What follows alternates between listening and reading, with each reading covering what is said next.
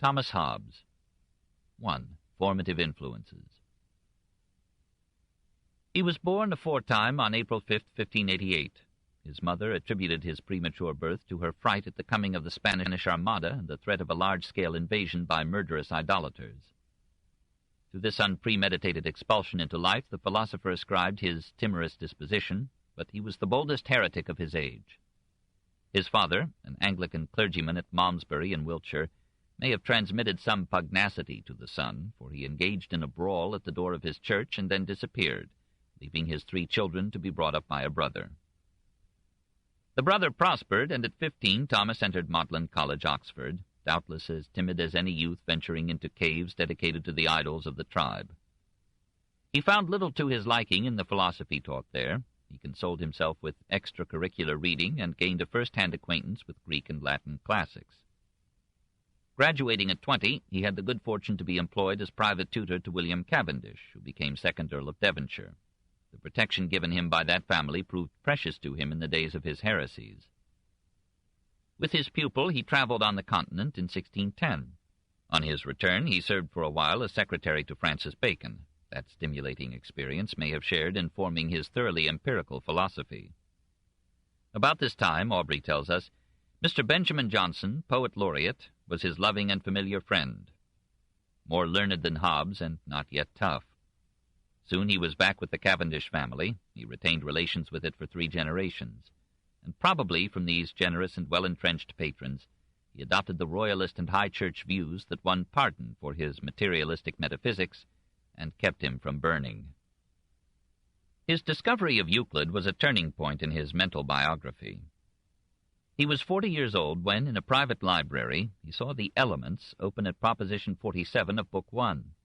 Reading it, he cried out, "By God, this is impossible!" The demonstration referred for its proof to an earlier proposition, and this to another, and so backward to the initial definitions and axioms. He was delighted with this logical architecture and fell in love with geometry. But, Aubrey adds, he was much addicted to music and practiced on the bass viol.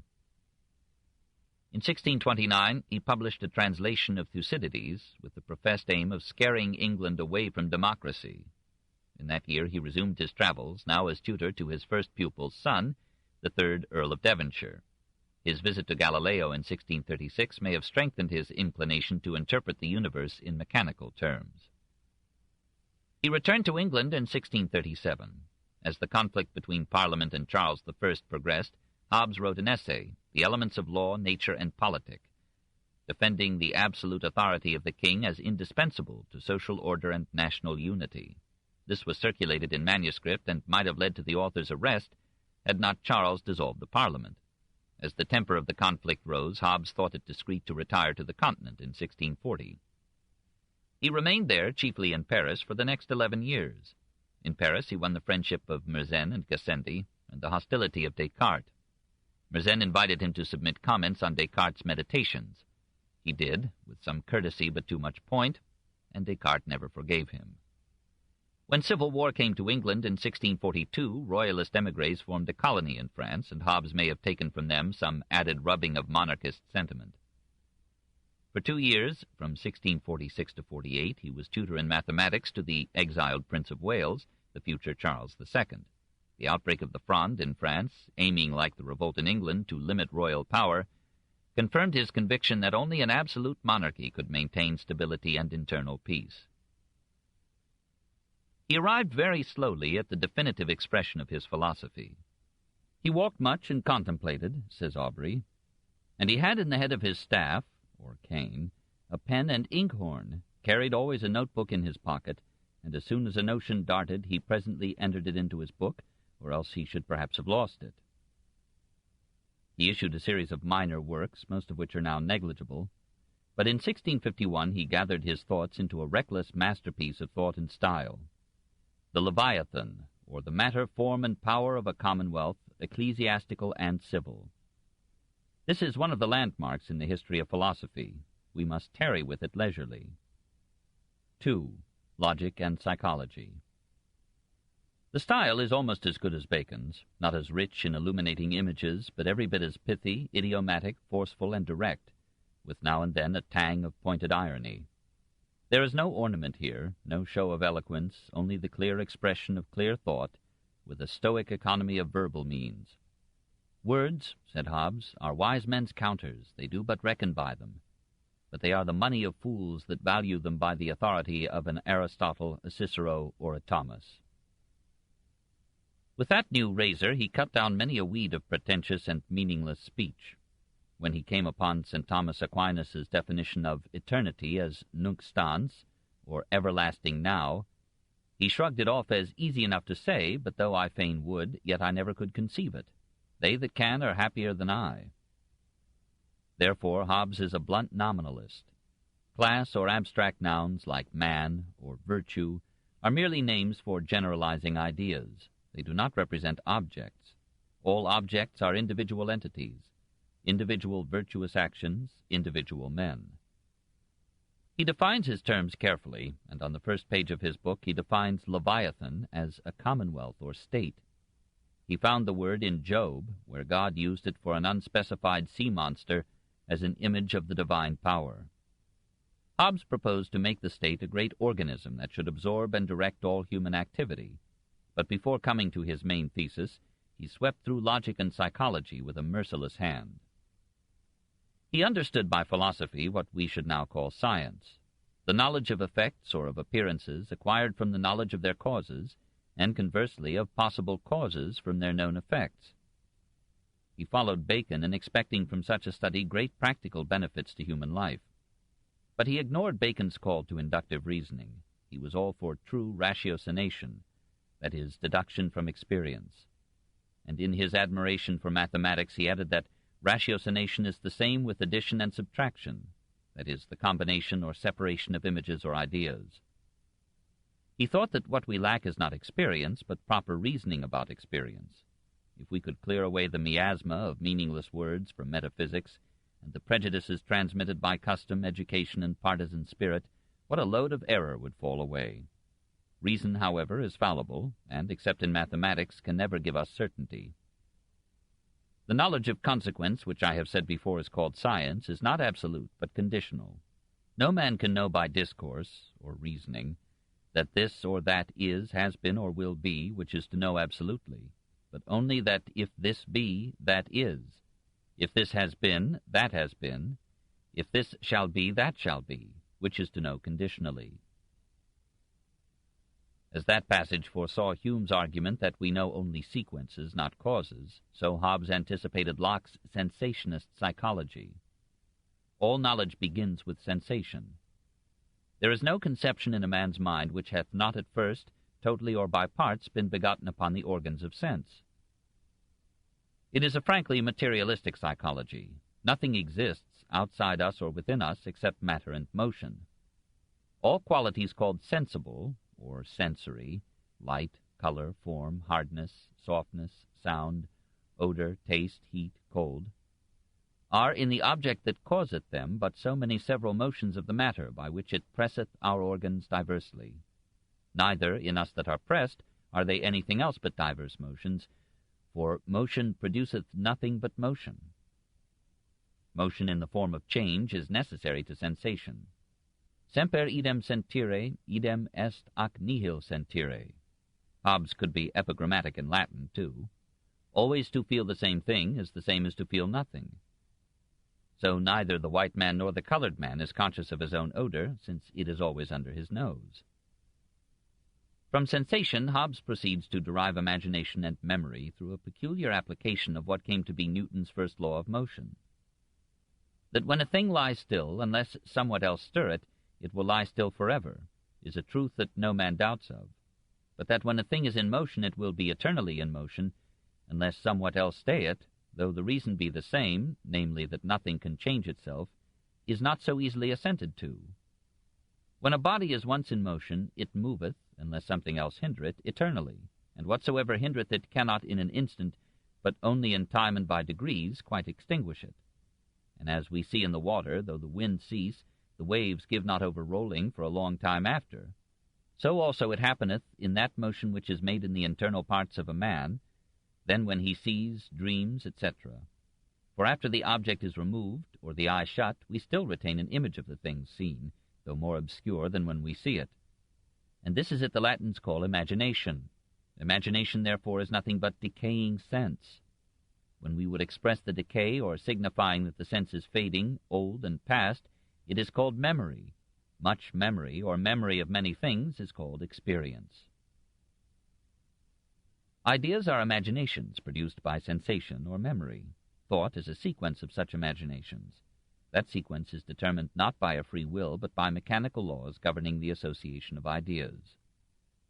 Not every thought to every thought succeeds indifferently, but as we have no imagination whereof we have not formerly had sense in whole or in parts, so we have no transition from one imagination to another whereof we never had the like before in our senses. The reason whereof is this: all fancies, imaginations, ideas, are motions within us, relics of those made in the sense, and those motions that immediately succeed one another in the sense continue also together after sense. But because in sense to one and the same thing perceived, sometimes one thing, sometimes another succeeds, it comes to pass in time that in the imaging of anything there is no certainty what we shall imagine next. Only this is certain: it shall be something that succeeded the same before at one time or another. Such a train of thoughts may be unguided, as in dreams, or regulated by some desire and design. In dreams, the images lying dormant in the brain are aroused by some agitation of the inward parts of man's body, for all parts of the body are connected in some way with certain parts of the brain. I believe there is a reciprocation of motion from the brain to the vital parts, and back from the vital parts to the brain, whereby not only imagination, or idea, begetteth motion in those parts, but also motion in those parts begetteth imagination, like to that by which it was begotten. Our dreams are the reverse of our waking imaginations, the motion when we are awake beginning at one end, and when we dream at another. The illogical sequence of images in dreams is due to the absence of any external sensation to check them, or of any purpose to guide them. There is no place in Hobbes's psychology for free will. The will itself is no separate faculty or entity, but merely the last desire or aversion in the process of deliberation. And deliberation is an alternation of desires or aversions, which ends when one impulse lasts long enough to flow into action. In deliberation, the last appetite or aversion immediately adhering to the action or the omission thereof is that we call the will. Appetite, fear, hope, or the rest of the passions are not called voluntary, for they proceed not from but are the will, and the will is not voluntary. Because every act of man's will and every desire and inclination proceedeth from some cause, and that from another cause in a continual chain, whose first link is in the hand of God, the first of all causes, they proceed from necessity, so that to him that could see the connection of those causes, the necessity of all man's voluntary actions would appear manifest. Throughout the universe there is an unbroken chain of causes and effects. Nothing is contingent or miraculous or due to chance. The world is a machine of matter in motion according to law, and man himself is a similar machine. Sensations enter him as motions and beget images or ideas. Each idea is the beginning of a motion, and becomes an action if not impeded by another idea. Every idea, however abstract, moves the body in some degree, however unseen. The nervous system is a mechanism for transforming sensory motion into muscular motion. Spirits exist, but they are merely subtle forms of matter. The soul and the mind are not immaterial. They are names for the vital processes of the body and operations of the brain. Hobbes makes no attempt to explain why consciousness should have developed in such a mechanical process of sensation to idea to response, and by reducing all perceived qualities of objects to images in the mind, he comes close to the position that Berkeley would later take in refuting materialism, that all reality known to us is perception, mind. 3. Ethics and politics. Like Descartes before him and Spinoza after him, Hobbes undertakes an analysis of the passions, for he finds in them the sources of all human actions. All three philosophers use the word passion broadly to mean any basic instinct, feeling, or emotion, chiefly appetite or desire, and aversion, love and hate, delight and fear. Behind all these are pleasure and pain, physiological processes raising or lowering the vitality of the organism. Appetite is the beginning of a motion toward something that promises pleasure. Love is such an appetite directed to one person. All impulses, as La Rochefoucauld would argue 14 years later, are forms of self-love and derive from the instinct of self-preservation. Pity is the imagination of future calamity to ourselves, aroused by perceiving another's calamity. Charity is the satisfied feeling of power in helping others. Gratitude sometimes includes a certain hostility. To have received from one to whom we think ourselves equal greater benefits than there is hope to requite, disposeth to counterfeit love, but really secret hatred, and puts a man into the estate of a desperate debtor, that, in declining the sight of his creditor, tacitly wishes him there where he might never see him more. For benefits oblige, and obligation is thraldom. The basic aversion is fear, the basic appetite is for power. I put for a general inclination of all mankind a perpetual and restless desire of power after power, that ceaseth only in death. We desire riches and knowledge as means to power, and honors as evidence of power, and we desire power because we fear insecurity. Laughter is an expression of superiority and power. The passion of laughter is nothing else but sudden glory, or self-satisfaction, arising from a sudden conception of some eminency in ourselves by comparison with the infirmity of others, or with our own formerly. For men laugh at the follies of themselves past, when these come suddenly to remembrance, except they bring with them any present dishonor. Laughter is incident most to them that are conscious of the fewest abilities in themselves, who are forced to keep themselves in their own favor by observing the imperfections of other men. And therefore much laughter at the defects of others is a sign of pusillanimity. For of great minds one of the proper works is to help and free others from scorn, and compare themselves only with the most able. Good and bad are subjective terms, varying in content not only from place to place and from time to time, but from person to person. The object of any appetite or desire, a man calleth the good, the object of his hate or aversion, evil. For these words are ever used with relation to the person that useth them, there being nothing simply and absolutely so, nor any common rule of good and evil to be taken from the nature of the objects themselves. Strength of passions may be good and lead to greatness. He who has no great passion for power, riches, knowledge, or honor cannot possibly have a great fancy or much judgment. To have weak passions is dullness. To have passions abnormally strong is madness. To have no desires is to be dead.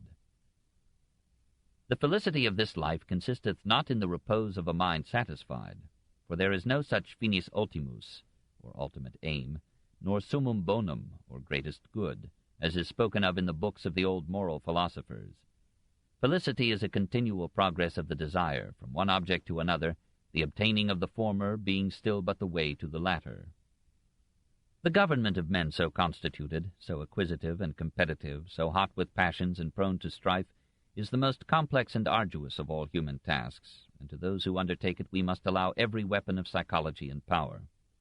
Though the human will is not free, society is justified in encouraging certain actions by calling them virtuous, and rewarding them, and in discouraging some actions by calling them wicked and punishing them. There is no contradiction here with determinism. These social approvals and condemnations are added, for the good of the group, to the motives influencing conduct. The world is governed by opinion. Government, religion, and the moral code are in large part the manipulation of opinion to reduce the necessity and area of force. Government is necessary not because man is naturally bad, for the desires and other passions are in themselves no sin, but because man is by nature more individualistic than social. Hobbes did not agree with Aristotle that man is a political animal, that is, a being equipped by nature for society. On the contrary, he conceived an original state of nature, and therefore the original nature of man, as a condition of competition and mutual aggression, checked only by fear, not yet by law. We can visualize that hypothetical condition, said Hobbes, by observing international relations in our own age. Nations are still for the most part in a state of nature, not yet subject to a superimposed law or power. In all times, kings and persons of sovereign authority, because of their independency, are in continual jealousies, and in the state and posture of gladiators, having their weapons pointed and their eyes fixed on one another, that is, their forts, garrisons, and guns on the frontiers of their kingdoms, and continual spies upon their neighbors, which is a posture of war. Where there is no common power, there is no law, no injustice. Force and fraud are in war the cardinal virtues. So, Hobbes believed, individuals and families, before the coming of social organization, had lived in a condition of perpetual war, actual or potential, every man against every man. War consisteth not in battle only, but in a tract of time wherein the will to contend by battle is sufficiently shown. He rejected the theory of Roman jurists and Christian philosophers that there is or ever was a law of nature, in the sense of laws of right and wrong based upon the nature of man as a reasonable animal. He admitted that man was occasionally rational, but saw him rather as a creature of passions, above all the will to power, using reason as a tool of desire and controlled only by fear of force. Primitive life, that is, life before social organization, was lawless, violent, fearful, nasty, brutish, and short. From this hypothetical state of nature, men, in Hobbes's vision, had emerged by an implicit agreement one with another to submit to a common power. This is the social contract theory made popular by Rousseau's treatise under that title in 1762, but already old and battered in Hobbes's day. Milton, in his tract on the tenure of kings and magistrates in 1649, had just interpreted the contract as an agreement between a king and his subjects, that they would obey him, and that he would properly fulfill the duties of his office. If he failed in this, said Milton, like Buchanan, Mariana, and others, the people would be justified in deposing him. Hobbes objected to this form of the theory on the ground that it established no authority empowered to enforce the contract, or to determine when it had been broken. He preferred to think of the social compact as made not between ruler and ruled, but among the ruled, who agreed to confer all their power and strength, or their right to the use of force upon one another, upon one man or upon one assembly of men. This done, the multitude so united in one person is called a commonwealth. This is the generation of the great Leviathan, or rather of that mortal God to which we owe, under the immortal God, our peace and defense. For by this authority, given him by every man in the commonwealth, he hath the use of so much power and strength conferred on him, that by terror thereof he is enabled to form the wills of them all, to the end he may use the strength and means of them all, as he shall think expedient, for their peace and common defense. And he that carrieth this person is called sovereign, and said to have sovereign power, and every one besides his subject. The theory rashly assumed, among the nasty and brutish savages aforementioned, a degree of order, rationality, and humility sufficient for an agreement to surrender their powers. Hobbes wisely allowed for alternative origins of the state. The attaining to this sovereign power is by two ways. One, by natural force, as when a man maketh his children to submit themselves, and their children, to his government, as being able to destroy them if they refuse, or by war subdueth his enemies to his will. The other is when men agree among themselves to submit to some man or assembly of men voluntarily, on confidence to be protected by him against all others. This latter may be called a political commonwealth. However based, the sovereign, to be really sovereign, must have absolute power, for without it he cannot ensure individual security and public peace. To resist him is to violate the social contract which every person in the community has implicitly agreed to by accepting the protection of its head. The theoretical absolutism may admit of some actual limitations. A sovereign may be resisted if he orders a man to kill or maim himself, or to confess a crime, or if the ruler is no longer able to protect his subjects. The obligation of subjects to the sovereign is understood to last as long and no longer than the power lasteth by which he is able to protect them. Revolution is always a crime until it succeeds. It is always unlawful and unjust, for both law and justice are determined by the sovereign. But if a revolution establishes a stable and effective government, the subject is bound to obey the new power. The king does not rule by divine right, since his power is derived from the people, but his authority must not be limited by a popular assembly, or by law, or by the church. It should extend also to property. The sovereign should determine property rights, and may reappropriate private property for what he deems the public good. Absolutism is necessary, for when power is shared, as between king and parliament, there will soon be conflict, then civil war, then chaos, then insecurity of life and property. And since security and peace are the ultimate needs of a society, there should be no separation, but full unity and concentration of governmental powers. Where powers are divided, there is no sovereign, and where there is no sovereign, there will soon be no state. Consequently, the only logical form of government is monarchy. It should be hereditary, for the right to choose his successor is part of the sovereign's sovereignty. Again, the alternative is anarchy. Government by an assembly might serve, but only on condition that its power be absolute, not subject to the shifting desires of an uninformed populace. A democracy is no more than an aristocracy of orators. The people are so readily moved by demagogues that control must be exercised by the government over speech and press. There should be strict censorship of the publication, importation, and reading of books. There is to be no nonsense about individual liberty, private judgment, or conscience. Anything that threatens the sovereign authority and therefore the public peace should be contracepted at its source. How could a state be governed or protected in its foreign relations if every individual remained free to obey or not to obey the law according to his private opinion? 4. Religion and the state. The sovereign must also control the religion of his people, for this, when taken to heart, can be a disruptively explosive force. Hobbes offers a summary definition.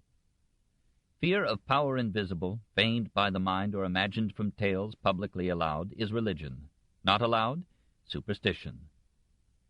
This reduces religion to fear, imagination, and pretense, but elsewhere Hobbes ascribes it to an anxious inquiry into the causes and beginnings of things and events. Ultimately, this pursuit of causes leads to the belief that there must be, as even the heathen philosophers confessed, one first mover, that is, a first and an eternal cause of all things, which is that which men mean by the name of God. Men naturally supposed that this first cause was like themselves, a person, soul, and will, only much more powerful. They attributed to this cause all events whose natural determinants they could not yet discern, and they saw in strange events portents and prophecies of the divine will. In these 4 things, opinion of ghosts, or spirits, ignorance of second causes, devotion towards what men fear, and taking of things casual for prognostications, consisteth the natural seed of religion, which, by reason of different fancies, judgments, and passions of several men, hath grown up into ceremonies so different that those which are used by one man are for the most part ridiculous to another. Hobbes was a deist rather than an atheist. He acknowledged an intelligent supreme being, but added, "Men may naturally know that God is, though not what he is. We must not conceive of God as having figure, for all figure is finite, or as having parts, or as being in this or that place. For whatsoever is in place is bounded and finite, nor that he moves or rests, for these ascribe to him place, nor, except by metaphor, that he partakes of grief, repentance, anger, mercy, want, appetite, hope, or any desire." Hobbes concluded that the nature of God is incomprehensible. He would not describe God as incorporeal, for we cannot conceive anything to be without body. Probably every spirit is subtly corporeal. Having put religion and God in their place, Hobbes proposed to make use of them as instruments and servants of government. For this he claimed prestigious precedence. The first founders and legislators of commonwealths amongst the Gentiles, whose ends were only to keep the people in obedience and peace, have in all places taken care, first, to imprint in their minds a belief that those precepts which they gave concerning religion might not be thought to proceed from their own device, but from the dictates of some god or other spirit, or else that they themselves were of a higher nature than mere mortals, that their laws might be more easily received. So Numa Pompilius pretended to receive the ceremonies he instituted among the Romans from the nymph Egeria. And the first king and founder of the kingdom of Peru pretended himself and his wife to be the children of the sun. And Mahomet, to set up his new religion, pretended to have conferences with the Holy Ghost in the form of a dove. Secondly, they have had a care to make it believed that the same things were displeasing to the gods which were forbidden by the laws. Lest anyone conclude that Moses used similar devices in ascribing his laws to God, Hobbes adds, with a certain allergy to fire, that God himself by supernatural revelation planted religion among the Jews. But he feels himself justified, by historical examples, in recommending that religion be made an instrument of government, and that, in consequence, its doctrines and observances be dictated by the sovereign.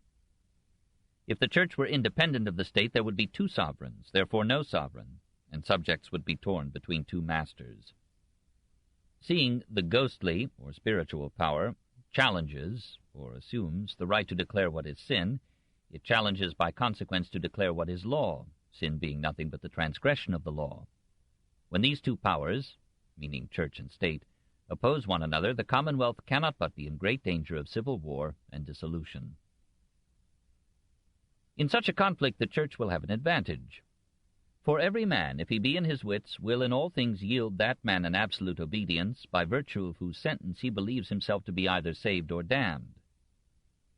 When the spiritual power moves the subjects by the terror of punishment and hope of reward, of this supernatural sort, and by strange and hard words suffocates their understanding, it must needs thereby distract the people, and either overwhelm the commonwealth by oppression, or cast it into the fire of civil war. The only escape from such turmoil, Hobbes thinks, is to make the church subject to the state. As the Catholic Church had the opposite solution, Hobbes, in Part 4 of the Leviathan, attacks it as the ultimate and most powerful foe of his philosophy.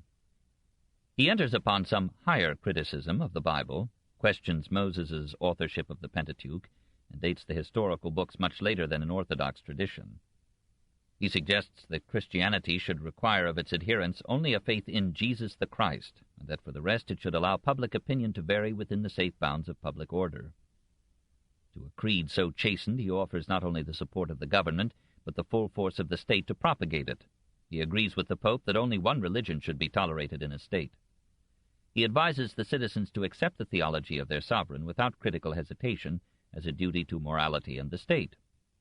For it is with the mysteries of our religion as with wholesome pills for the sick, which, swallowed whole, have the virtue to cure, but chewed are for the most part cast up again without effect. The most powerful assault that any Englishman had yet made upon Christianity ended with Christianity established as the inescapable law of an absolute state. 5. Baiting the bear. And thus, said the final paragraph of the Leviathan, I have brought to an end my discourse of civil and ecclesiastical government, occasioned by the disorders of the present time, without partiality and without other design than to set before men's eyes the mutual relation between protection and obedience. The impartiality was not widely recognized. The émigrés who gathered about Charles II in France welcomed Hobbes's defense of royalty, but condemned his materialism as indiscreet, if not blasphemous. And they regretted that their unmanageable philosopher had spent reams attacking the Catholic Church just when they were soliciting the aid of a Catholic king. The Anglican divines, who were among the refugees from the triumphant Puritans, raised such an outcry against the book that Hobbes was ordered to come no more to court. Finding himself now friendless and unprotected in France, Hobbes decided to make his peace with Cromwell and return to England. According to Bishop Burnet, he made some changes in the text of the Leviathan to gratify the Republicans. This is not certain. Certain it is, however, that the doctrine of revolution as unlawful in origin but sanctified by success fitted imperfectly, like patchwork, with the basic doctrine of absolute obedience to an absolute monarch. The final review and conclusion, which looks like an afterthought, explained the conditions under which a subject formerly loyal to a king might in time gracefully submit to the new regime that had deposed the king. The book was published in London in 1651 while Hobbes was still in Paris. At the end of that year, amid a severe winter, he crossed to England and found a familiar haven with the Earl of Devonshire, who had long since submitted to the Revolutionary Parliament. Hobbes sent in his own submission. It was accepted, and the philosopher, supported by a small pension from the Earl, moved to a house in London, because in the countryside the want of learned conversation was a very great inconvenience. He was now 63 years old. Slowly, as his book found readers, a swarm of critics gathered around his head. One clergyman after another came to the defense of Christianity and asked who was this Malmesbury animal who set himself up against Aristotle, Oxford, Parliament, and God. Hobbes was timid, but he was a fighter. In 1655 he restated, in the Elements of Philosophy, his materialistic and deterministic views. John Bramhall, the learned Bishop of Derry, cast his hook for Hobbes in the Catching of the Leviathan in 1658, and aimed so well, according to another bishop, that the hook is still in Hobbes's nose. The attacks continued in almost every year till Hobbes's death. The Earl of Clarendon, after his fall from power as Chancellor, amused his exile by publishing a brief view and survey of the dangerous and pernicious errors in church and state in Mr. Hobbes's book entitled Leviathan, this in 1676. Through 322 pages, it followed the volumes systematically, answering argument with argument in lucid and majestic prose. Clarendon spoke as a man with long experience in political office, and smiled Hobbes's philosophy away as that of one who had no responsible posts to temper his theorems with practice. And he hoped that Mr. Hobbes might have a place in Parliament and sit in council and be present in courts of justice and other tribunals, whereby it is probable he would find that his solitary cogitations, how deep soever, and his too peremptory adhering to some philosophical notions, and even rules of geometry, have misled him in the investigation of policy. Not all the attacks were so even-tempered. In 1666, the House of Commons ordered one of its committees to receive information touching such books as tend to atheism, blasphemy, and profaneness, or against the essence and attributes of God, and in particular the book published in the name of White, a former Catholic priest who questioned the immortality of the soul, and the book of Hobbes called the Leviathan. There was a report, and surely true, says Aubrey, that in Parliament some of the bishops made a motion to have the good old gentleman burnt for a heretic. Hobbes destroyed such of his unpublished papers as might further embroil him, and wrote 3 dialogues arguing learnedly that no court in England could try him for heresy. The restored king came to his rescue. Shortly after reaching London, Charles II noticed Hobbes in the street, recognized him as his former tutor, and welcomed him to the court. The Restoration Court, already inclined to religious skepticism and defending royal absolutism against Parliament, found some congenial elements in Hobbes's philosophy. But his bald head, white hair, and Puritan-like garb invited taunting. Charles himself called him the Bear, and as Hobbes neared, said, "Here comes the bear to be baited." Nonetheless, the witty king relished Hobbes's ready repartees. He had the old man's portrait painted, placed it in his private chambers, and gave him a pension of £100 a year. Though this was irregularly paid, it sufficed, with £50 a year from the Cavendish family, to meet the philosopher's simple needs. Aubrey describes him as sickly in youth, but healthy and vigorous in old age. He played tennis till he was 75. When a tennis court was not available, he took a daily walk long and brisk enough to give him a great sweat, and then he gave the servants some money to rub him. He ate and drank moderately. After 70, no meat and no wine. He bragged that he had been in excess in his life 100 times, but Aubrey calculated that as this came to little more than once a year, it was not egregious. He never married. He appears to have had an illegitimate daughter for whom he made generous provision. He read little in those later years, and was wont to say that if he had read as much as other men, he should have known no more than they. At night, when he was abed, and the doors made fast, and was sure nobody heard him, he sang aloud, not that he had a very good voice, but for his health's sake. He did believe it did his lungs good, and conduced much to prolong his life. However, as early as 1650, he had a shaking palsy in his hands, which grew so bad that by 1666 his writing became almost illegible. He continued to write nevertheless. Reverting from philosophy to mathematics, he slipped incautiously into controversy with an expert, John Wallis, who made short work of the old man's claim to square the circle. In 1670, aged 82, he published Behemoth, a history of the Civil War. He wrote several replies to his critics and lovingly translated the Leviathan into Latin. In 1675, he composed an autobiography in verse and rendered all the Iliad and the Odyssey into English rhymes, because there is nothing else for me to do. In that year, aged 87, he returned from London to the country and spent the remainder of his life at the Cavendish estate in Derbyshire. Meanwhile, his palsy increased, and he suffered from strangury, painful difficulty in urination. When the current Earl moved from Chatsworth to Hardwicke Hall, Hobbes insisted on going with him. The trip proved exhausting.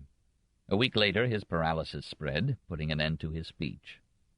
On December 4th, 1679, having received the sacrament as an obedient Anglican, he died, 4 months short of completing his 92nd year. 6. Results. Hobbes's psychology was a masterpiece of deduction from inadequate premises. Logical as it seems at first view, its joints creak with loose assumptions that further inquiry might have corrected. Determinism is logical, but it may be determined by the mold of our logic, formed by dealing with things rather than ideas. Hobbes found difficulty in conceiving anything to be incorporeal. It seems equally difficult to conceive thought or consciousness as corporeal. Yet these are the only realities directly known to us. Everything else is hypothesis. Hobbes passed from object to sensation to idea without shedding much light upon the mysterious process whereby the apparently corporeal object generates the apparently incorporeal thought. Mechanistic psychology falters in the face of consciousness. Nevertheless, it was in psychology that Hobbes contributed most to our legacy. He cleared the field of some metaphysical ghosts like the scholastic faculties, though these could be readily interpreted not as separate mental entities but as aspects of mental activity. He established the more evident principles of association, but underestimated the role of purpose and attention in determining the selection, sequence, and persistence of ideas. He gave a helpful description of deliberation and volition. His analysis in defense of the passions was a brilliant summary, and it paid to Spinoza the debt that it owed to Descartes. From these psychological pages, Locke developed his more careful and detailed essay concerning human understanding. It was in answering Hobbes, rather than Filmer, that Locke evolved his treatises on government.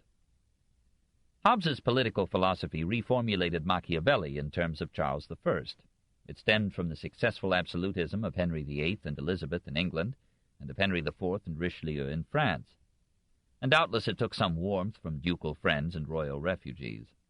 In immediate effect, it seemed justified by the happy restoration of a Stuart king still claiming unlimited authority and ending in erosive anarchy.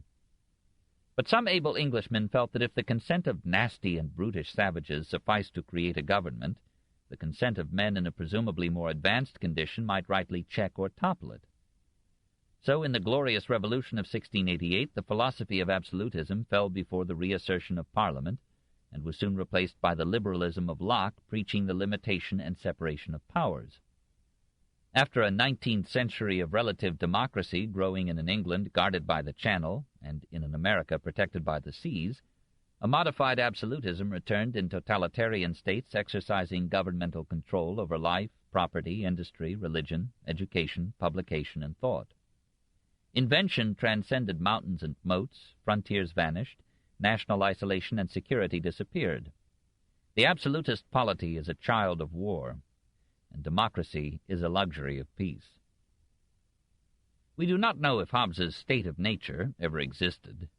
Perhaps social organization antedated man.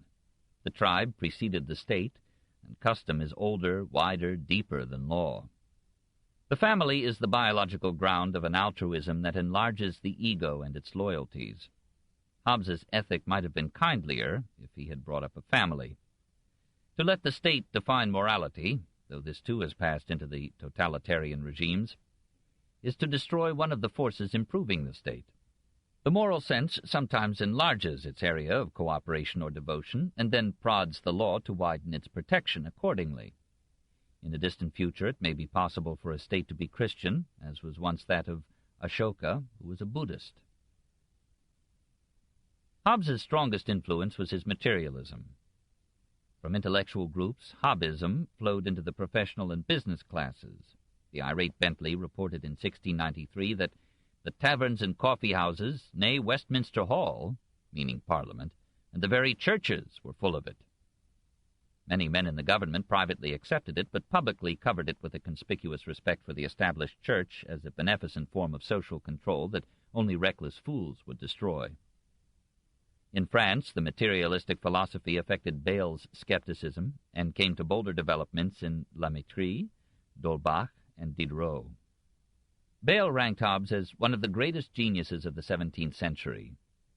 Honored or denounced, he was recognized as the most powerful philosopher that England had produced since Bacon, and as the first Englishman to present a formal treatise on political theory. One clear debt we owe him. He formulated his philosophy in logical order and lucid prose. Reading him and Bacon and Locke, or Fontenelle and Bayle and Voltaire, we perceive again what the Germans had made us forget, that obscurity need not be the distinguishing mark of a philosopher, and that every art should accept the moral obligation to be intelligible or silent.